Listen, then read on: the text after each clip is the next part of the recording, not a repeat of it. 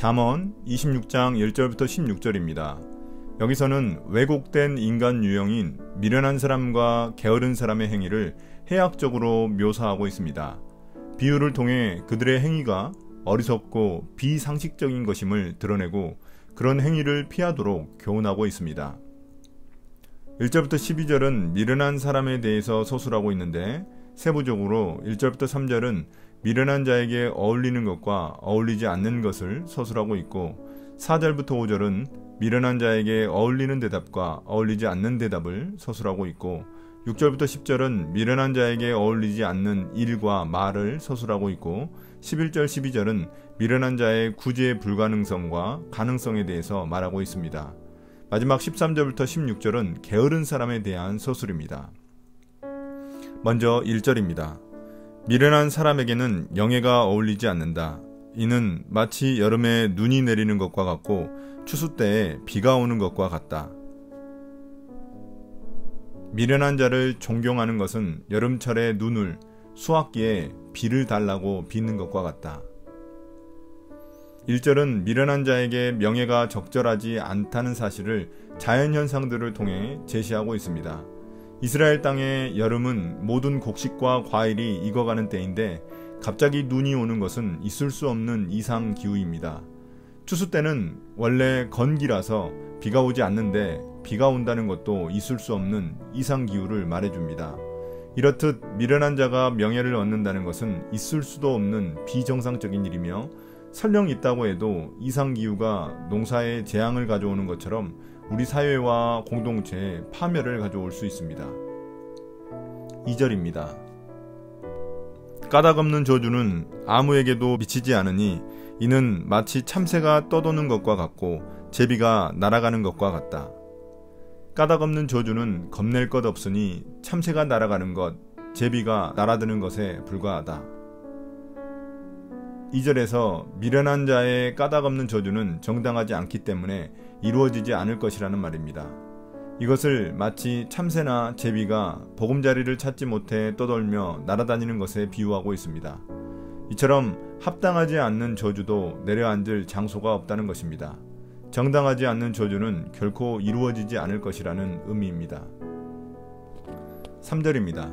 말에는 채찍을, 나귀에게는 재갈, 미련한 사람의 등에는 매가 필요하다. 경주마에게는 채찍이, 요트에는 키 손잡이가, 미련한 자의 등에는 매가 필요하다. 앞서 두 가지가 미련한 자에게 어울리지 않는 것에 대한 것이었다면 3절은 미련한 자에게 어울리는 것에 대해 말하고 있습니다. 미련한 자에게는 명예가 어울리지 않고 매질이 어울립니다.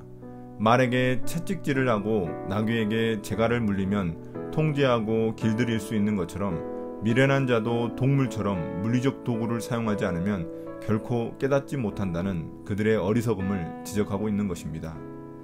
4절 5절입니다. 미련한 사람이 어리석은 말을 할 때에는 대답하지 말아라. 너도 그와 같은 사람이 될까 두렵다.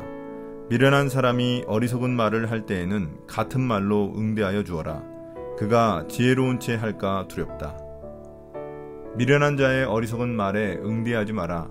너도 똑같은 사람으로 보일 따름이다. 미련한 자에게는 간결한 말로 대꾸해 주어라. 그래야 그가 자만하지 않는다. 4절 5절은 미련한 자를 다루는 법에 대한 설명입니다. 미련한 자의 질문에는 대답할 가치도 없는 것들이 있습니다. 그들의 질문에는 거짓, 속임수, 무지가 담겨 있기 때문에 그것에 대답하면 대답하는 사람의 품격도 함께 떨어질 것이기 때문입니다. 또한 대꾸할 가치도 없는 도발에 대해 답변을 성실하게 하는 것은 논쟁할 자격도 없는 이에게 지나친 명예를 주는 것과 같습니다. 반면 5절은 미련한 자에게 대답해야 할 때도 있다고 말하며 마치 4절과 모순된 진술처럼 보입니다. 그러나 어리석은 자에게 대답해야 할 때도 있습니다. 대답하지 않으면 미련한 자가 스스로 지혜롭게 여길 수 있는 상황이 있기 때문입니다. 그럴 때에는 어리석은 자의 무지와 오만을 사람들에게 드러내줘야 합니다. 미련한 자를 위해서가 아니라 미련한 자가 더 이상 사람들에게 영향력을 행사하지 못하게 하기 위해서입니다. 적절한 상황에 따라 미련한 자에게 침묵해야 할 때도 있고 대답해야 할 때도 있습니다. 6절입니다. 미련한 사람을 시켜서 소식을 보내는 것은 제 발목을 자르거나 폭력을 불러들이는 것과 같다. 미련한 자를 시켜 소식을 전하면 낭패를 당한다. 6절은 미련한 자에게 중요한 임무를 맡기는 것이 얼마나 치명적인지를 설명합니다. 미련한 자에게 소식을 보내는 중요한 임무를 맡기면 그의 미련함 때문에 자신의 발을 베어버리는 극단적인 형벌을 당하게 될 것이라는 의미입니다. 미련한 자의 손에 중요한 일을 맡겼기 때문에 그의 발이 형벌을 당하게 된 것입니다. 또한 미련한 자가 들고 온 메시지는 그의 미련함 때문에 받는 사람의 분노를 자극하여 폭력이 일어나게 할 수도 있습니다. 미련한 자에게 중요한 임무를 맡기는 것은 매우 위험한 일임을 보여줍니다. 7절, 8절입니다. 미련한 사람이 입에 담는 잠언은 저는 사람의 다리처럼 힘이 없다. 미련한 사람에게 영예를 돌리는 것은 무릿매에 돌을 올려놓는 것과 같다. 미련한 자가 읊어대는 잠언은 불어터진 면발처럼 축 늘어진다. 미련한 자를 명예로운 자리에 앉히는 것은 대리석 기둥에 흙벽돌을 올리는 것과 같다.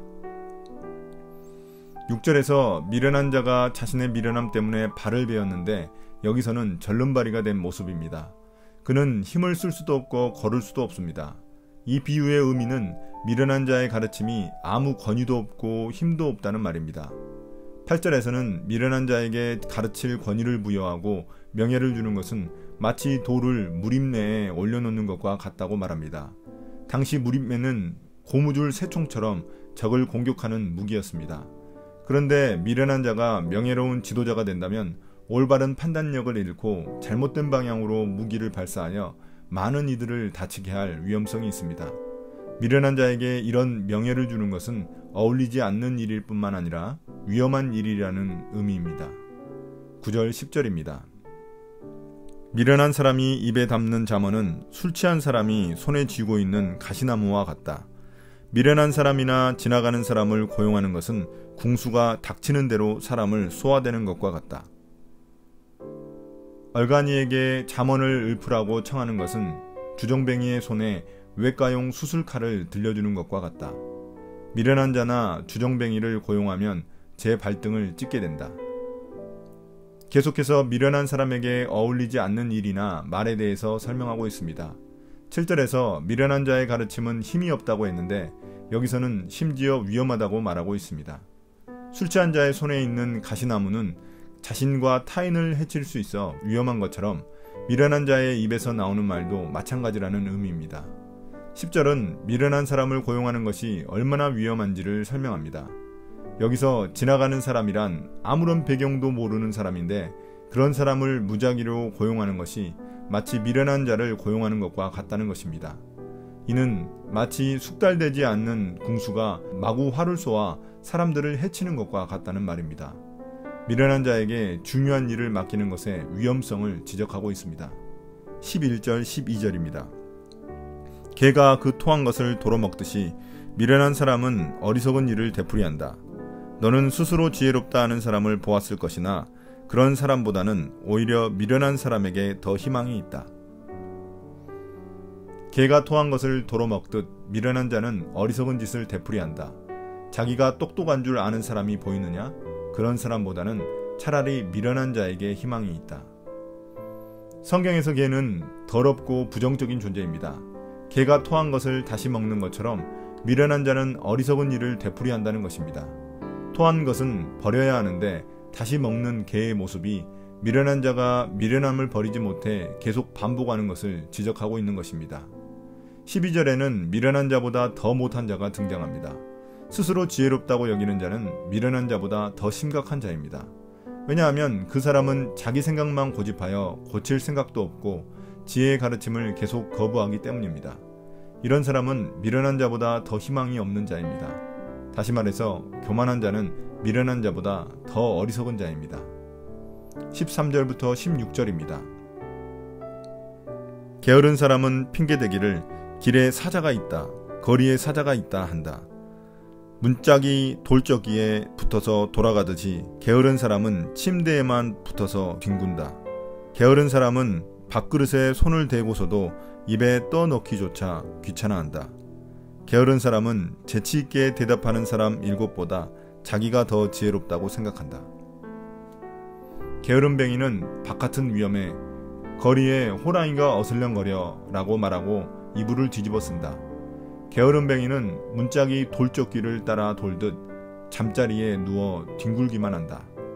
의욕이 없는 게으른 뱅이는 포크로 파이를 찍고도 너무나 게을러 입속에 넣지 않는다. 몽사가는 자기가 최고인 줄 안다. 자기가 대학의 교수진보다 더 똑똑하다고 생각한다. 여기서는 게으른 자의 행태가 갈수록 심각해지는 모습을 보여주고 있습니다. 먼저 13절에서 미련한 자는 길거리에 있지도 않는 사자를 핑계삼아 집 밖으로 나가지 않으려 합니다. 더 나아가 14절에서 그는 문짝 돌적이가 왔다 갔다 하는 것처럼 침대에서 벗어나지 않고 뒹굴고 있습니다. 이는 13절보다 더 심각한 게으른 자의 모습입니다. 15절은 더 심각해지는데 아예 움직이기 싫어해서 음식이 앞에 있는데도 숟가락 드는 것조차 귀찮아하고 있습니다. 16절에는 가장 치명적인 게으른 자가 등장합니다. 12절에는 가장 치명적인 미련한 자가 스스로 지혜롭다고 여기는 자였는데 여기서 가장 치명적인 게으른 자 역시 스스로 지혜롭다고 여기는 자입니다. 사람 7이란 완전수 7로 인해 매우 지혜로운 자들을 의미하는데 그들보다 자신이 더 지혜롭다고 여기는 착각 속에 살아가고 있다는 말입니다. 스스로 지혜롭다고 착각하는 자는 그 어떤 미련한 자, 게으른 자보다 더 치명적으로 위험한 자입니다. 오늘의 묵상 포인트입니다.